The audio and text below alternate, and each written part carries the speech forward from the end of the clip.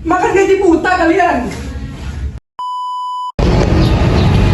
Halo guys, assalamualaikum warahmatullahi wabarakatuh. Sebelumnya perkenalkan, nama aku Indri Fauzia Dan nama aku Farika Mirafathan. Di video kali ini sesuai dengan judulnya kita bakal bahas apa sih? kepemimpinan. Nah, di kepemimpinan ini kita akan membahas 6 poin. Yang pertamanya pengertian kepemimpinan. Yang kedua, fungsi dan peran pemimpin dalam organisasi. Yang ketiga ada teori kepemimpinan. Yang keempat, ada tipe-tipe kepemimpinan. Yang kelima fungsi-fungsi kepemimpinan. Dan yang terakhir ada sifat-sifat kepemimpinan. Nah, langsung aja yuk ikutin pembahasan kami. Yuk. Nah, di dalam ruangan sini sudah ada teman-teman kita nih buat kita ngebahas bareng-bareng mengenai Apa itu kepemimpinan? Nah, simak bareng-bareng yuk. Nah, di sini udah ada teman-teman kita nih. Yuk langsung kenalan aja sama mereka.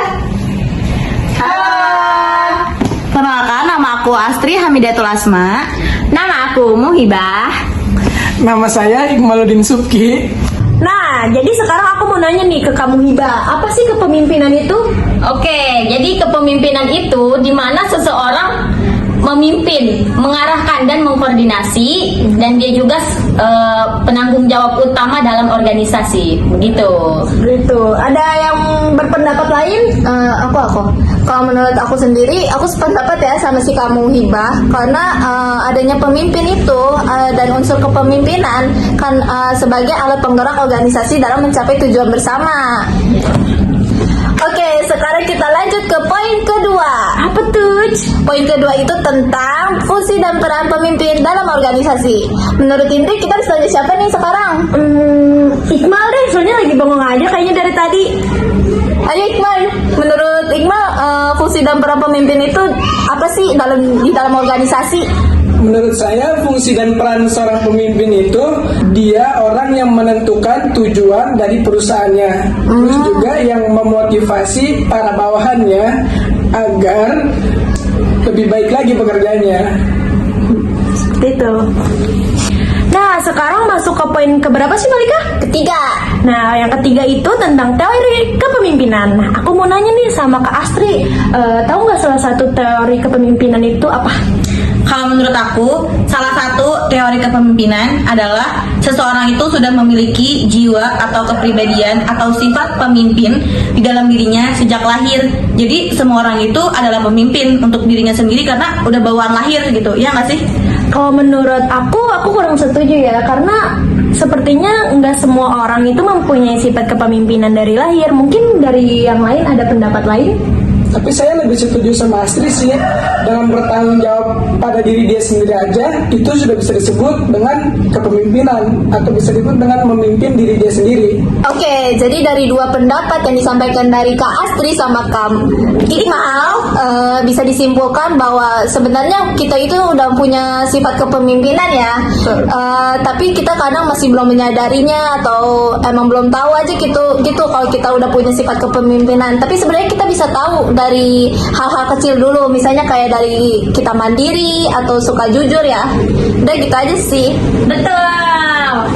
Sekarang kita lanjut ke poin keempat, yaitu tipe-tipe kepemimpinan. Kita harus tanya siapa lagi nih buat di poin keempat ini? Gantian dong. Dari tadi kalian terus yang nanya, kitanya dong yang nanya. Boleh, Kak Hibah mau bertanya apa kepada kita? Menurut Kak Indri nih, apa sih tipe-tipe kepemimpinan itu?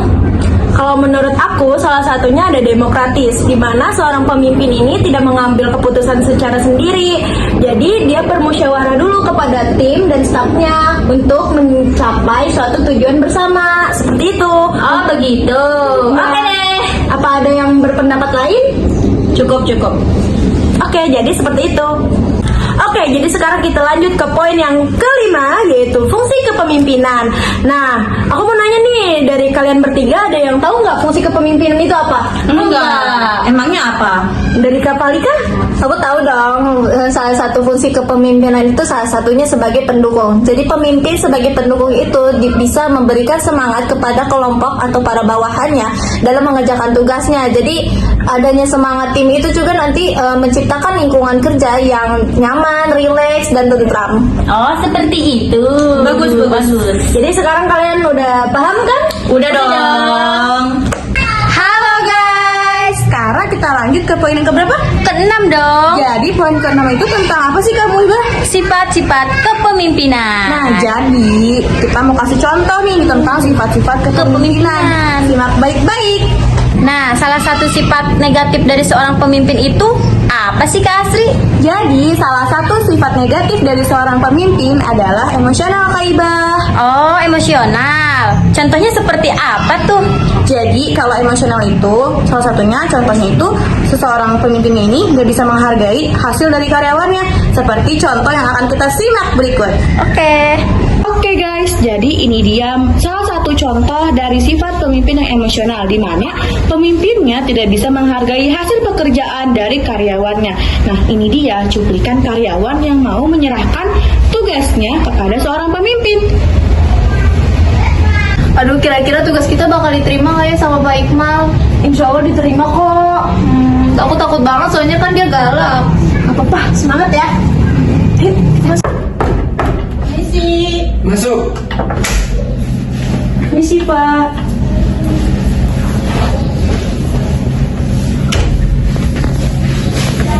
Permisi Pak, Bapak, kami di sini ingin menyerahkan laporan yang telah Bapak berikan kemarin atas nama Indri dan Valika. Mohon dicek ya Pak.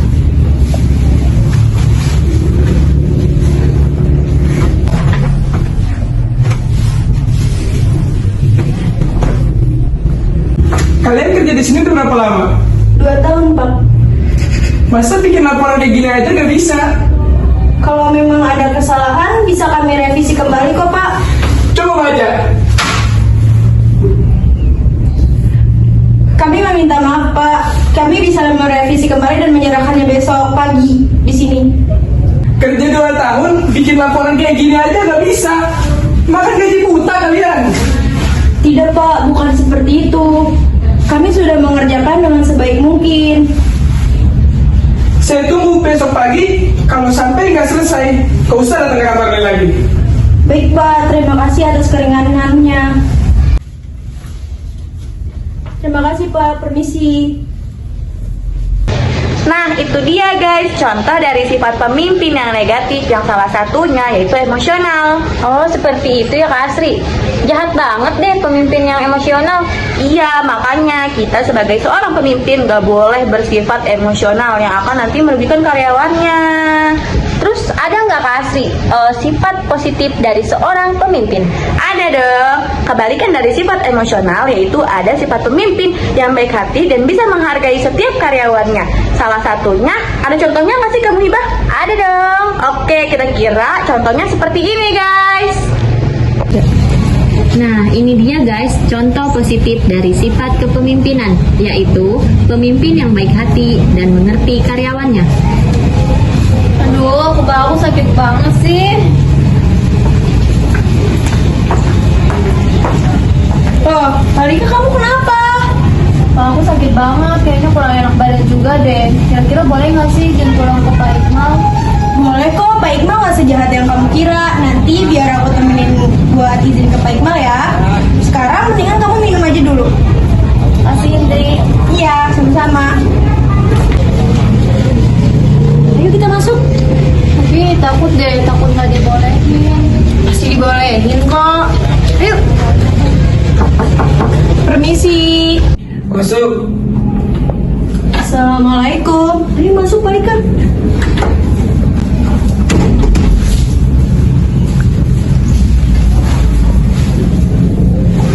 Permisi Pak, sebelumnya saya mohon maaf. Saya di sini mewakili Valika, mohon izin karena dia badannya lagi sakit Pak. Mohon izin untuk pulang. Apakah diperkenankan atau tidak ya Pak? Emangnya sakit apa ya Valika? Pak, saya sakit Pak sama asma saya tiba-tiba kambuh lagi. Oh, ya udah, silakan istirahat aja dulu di rumah. Terima kasih ya Pak. Apakah saya boleh izin mengantar Valika sampai ke depan Pak? Ya, silakan. Terima kasih Pak, maaf mengganggu waktunya. Makasih ya Indri, ternyata Pak Iqmal nggak segalak itu ya. Nah, apa kan? Apa kata aku juga bilang, Pak Iqmal itu nggak sejahat yang kamu kira. Udah yuk, kita balik. Oke, itu dia tadi contoh positif dari seorang pemimpin yang baik hati dan mengerti karyawannya. Jadi pemimpin juga selalu punya sifat positif, tapi juga punya sifat negatif. Gitu teman-teman. Sekarang kita lanjut ke kesimpulan. Oke guys, sudah selesai diskusi kita kali ini. Dan yang terakhir ada kesimpulan yang akan disampaikan oleh Kak Falika. Oke, jadi dari 6 poin yang telah dibahas dalam materi kepemimpinan ini dapat diambil kesimpulan bahwa pemimpin ini memiliki peran penting ya pastinya. Betul. Karena pemimpin itu memiliki yang memiliki jiwa unsur kepemimpinan pastinya bisa menentukan tujuan organisasi serta memotivasi para karyawannya dalam meningkatkan produktivitasnya. Sehingga singkatnya itu pemimpin sebagai alat penggerak organisasi dalam mencapai tujuan bersama dengan para bawahannya. Betul. Terima kasih ya teman-teman udah mau ikut diskusi bareng kami. Kami dari kelompok 1 kelas 2C Manajemen pamit. Jangan lupa untuk Like, comment, and Subscribe. wassalamualaikum